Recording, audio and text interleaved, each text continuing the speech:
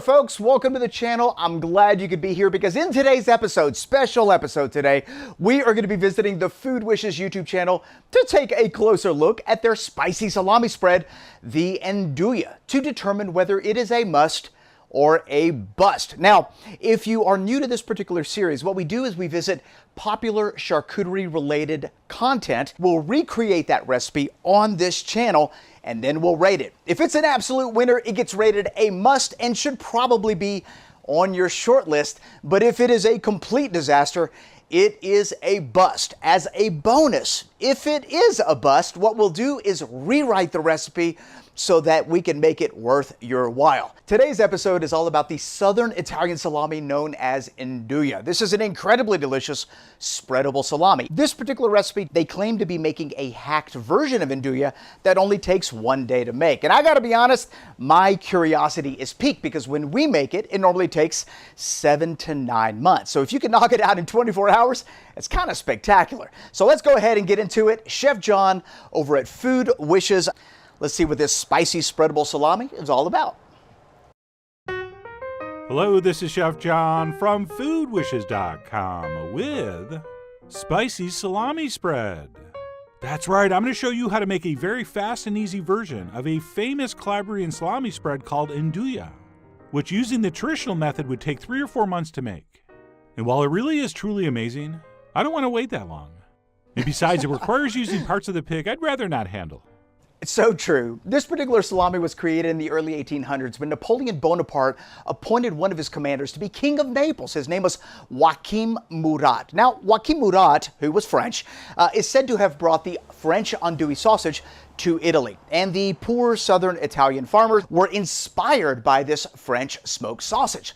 Now, their style of cuisine was known as the quinto quarto, or in English, it's the 5th quarter. So basically, all of the good meat went to market, the 4 primes, the 4 quarters of the animal. And what was left over? You had the trimmings, the fat, the offal, all this other really great stuff. They used it in their everyday food. That's what they had to eat. So they called that the 5th quarter.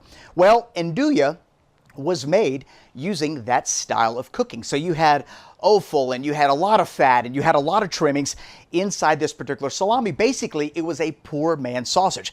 I don't know if that's the way that it's made today, but that's certainly how it was made several hundred years ago. Let's keep going. But by simply using some sliced salami and a couple tricks you're about to see, we're going to create something very similar and every bit as delicious. So with that, let's go ahead and get started with my secret ingredient here. And that would be some sliced pancetta. Okay, very interesting choice. Pancetta is absolutely delicious. Very savory, a lot of umami notes. So whatever he is going to be making, this right here is going to immediately enhance the flavor. Which we will add to a cold pan. And once that's been placed in, we'll set our heat to medium. And we're going to cook this until it just starts to think about crisping up. All right, we don't really want this well browned and brittle, but we do want it fairly well cooked, where a lot of that fat renders out. Since basically that's the reason we're doing this step. All right, not only is this going to add lots of savory pork flavor to our spread, but it's also going to help us raise the fat content, which is kind of a big deal if you're trying to simulate Nduja, since that stuff is like 50% fat. Maybe more. At least. Okay, it depends on what part of Calabria you're in. But anyway, like I said, we'll cook that over medium heat, giving it the occasional toss with our tongs, until it just starts to think about getting crispy and looks a little something like this. And then once that happens, all we'll do is turn off the heat, and we'll let that sit and cool down while we move on to the next major component. And that's going to be our Calabrian chilies.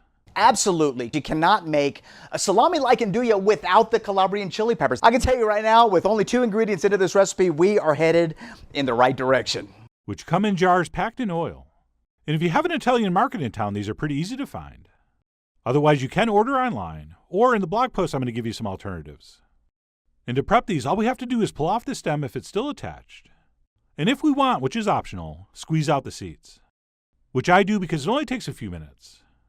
Although if you are going to squeeze them out, don't do it back into the same bowl. That's not smart.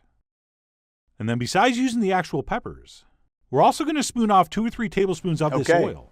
Very use good. that in our spread as well. And the more oil you include, the softer and more spreadable your final product will be.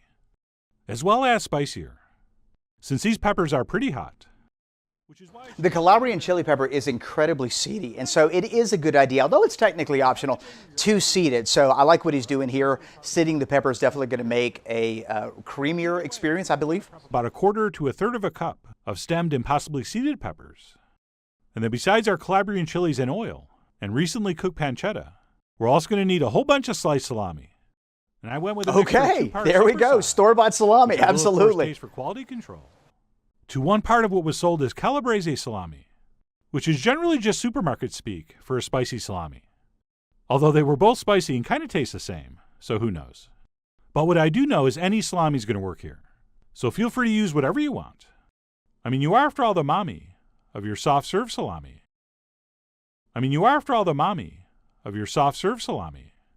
But for me at least, the spicier varieties seem to make more sense here. But no matter what we end up using, we'll go ahead and separate that a little bit and add it to the bowl of our food processor. And then we'll also transfer in our cooked and cooled pancetta, being sure we also add in every drop of that precious rendered fat. And speaking of fat, we'll also add in our Calabrian chili oil, along with our peppers, of course. And by the way, you might be thinking here about putting in something like garlic or scallions or onions, which could work, but I didn't, because I don't think it's going to last as long in the fridge.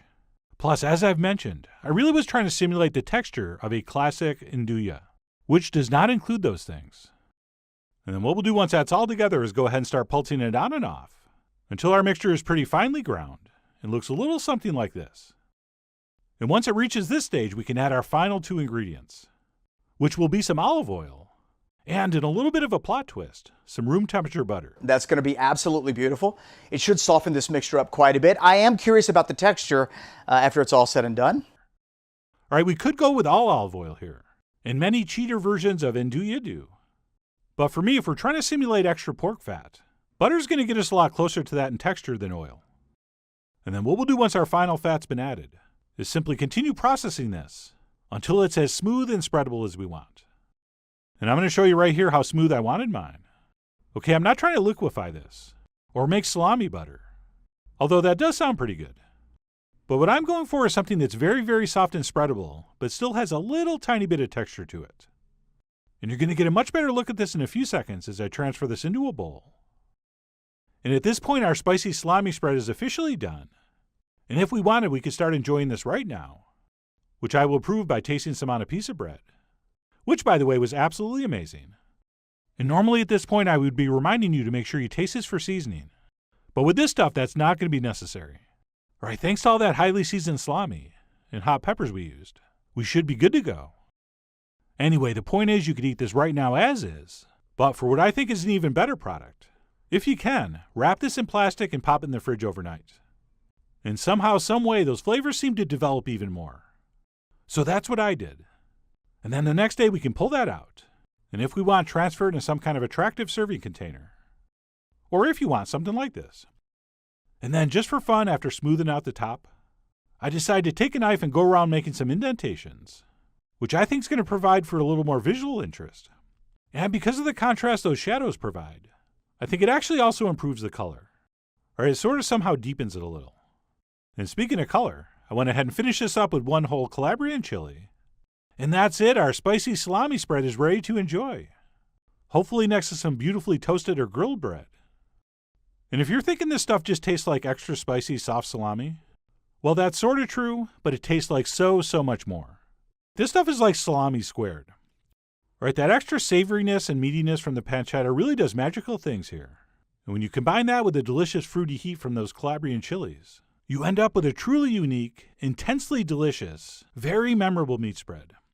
All right, you bring this stuff to a party, people are going to be talking for a while. All right, folks, there you have it. That is Chef John's spicy salami spread and Nduja Hack. Without further ado, let's go ahead and recreate this, what seems like a very simple recipe, and see how it tastes. All right, let's look at what we're working with. Now, all 3 of these ingredients can generally be found at your grocery store. We've got a couple different flavors of salami and then some pancetta. Funny enough, for this video, I had a hard time finding pancetta, so we're just using some that we made here at the house. Not a big deal. In addition, To the meats, we're going to be using the classic Calabrian chili pepper. Now, this can be a little tricky to find, so I am going to put a link in the description box below if you want to find some for yourself. I found this particular jar where I live, but you can use whatever brand you want. The recipe calls for about 1/3 cup of these peppers, and that's exactly what we're going to use. And much like in this video, I would also recommend to at least mostly seed your peppers. It is easy to do, and that's what our finished product is going to look like. So we've got our Calabrian chilies, mostly seeded, and it looks like I used about 5 ounces, just FYI. Next up, we're going to add some of the Calabrian chili oil from the jar. So we're going to set that to the side, and then we've got our olive oil. We may or may not use all of that, but it will be available. Finally, we've got some room temperature butter, and there we go. That's what this recipe looks like. Let's go ahead and cook up some pancetta. We're going to go ahead and place this into a cold pan. And I got to admit, this is a very interesting ingredient for this particular recipe. I can't wait to see how it turns out. We are going to cook this until John said it starts to think about getting crispy. So we don't want to cook it too much, but we do want to render out some of that fat, which is going to add a little more flavor. And I think that that is absolutely perfect for what we're trying to accomplish. And let me tell you, the smell from this homemade pancetta is incredible. Very herbaceous. Let's go ahead and pour out some of that rendered fat. We're going to use that in our mix as well to just give it a nice boost of flavor. And there you have it. That's about as much fire as you're going to need for this recipe because the rest happens in the food processor. Such an easy recipe to follow. All right, let's throw in the pancetta. Next in, we have the different flavors of salami. And as I'm watching this video, I realized that he also added the Calabrian chilies as well as the rendered pancetta fat at this step. But honestly, I don't think when you add it is going to make a huge difference. So let's go ahead and pulse this and get it chopped up. And I love the idea that at this stage, you can really control how fine or how coarse you want your final product to be. We've got ours fairly coarse at this step. We are going to add our chilies, our room temperature butter. We also have the Calabrian chili oil, very aromatic, should be absolutely amazing in this recipe. Olive oil going in, and then we're going to finish it off with that rendered pancetta fat. Here it comes. There we go. Now we're going to continue to chop until we have reached our desired consistency. So basically, you can make this as coarse or as fine as you want. I personally like a finer salami spread, and so that's what we ended up with. And this is our finished product. Let me show you what that looks like. Look at that. Absolutely amazing. Very quick. I think so far we've got maybe 25-30 minutes into this recipe. We are going to refrigerate this overnight so that those flavors can come together. And I do believe it is going to be a better product, although that is totally optional. So into the fridge it goes, and it is now the next day. This is our finished version of our Nduja Hack, the spicy salami spread. And I just got to tell you, this smells incredible. Those Calabrian chilies are just really, really aromatic. And speaking of which, just like in the video, we're going to top ours off with a Calabrian chili pepper.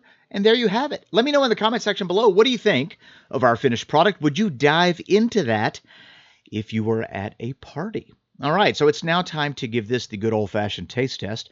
And let's see its spreadability.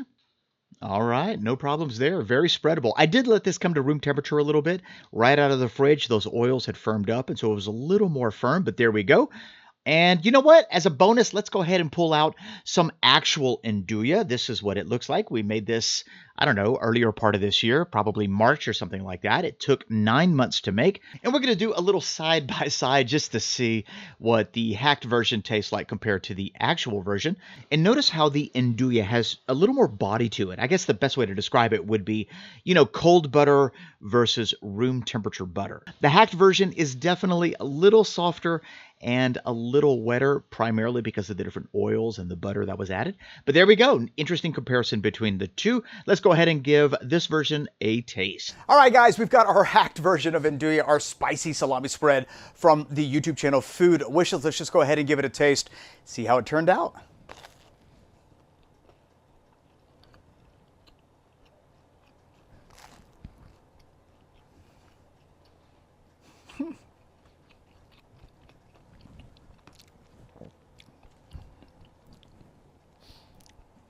Okay, before we rate it, let's go ahead and try real Nduja aged 9 months down the hatch.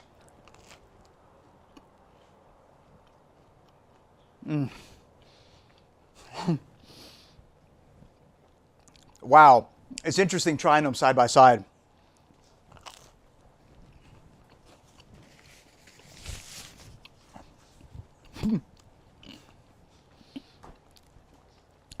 That's spectacular. All right, let's get into it. Let me tell you what I liked about this recipe.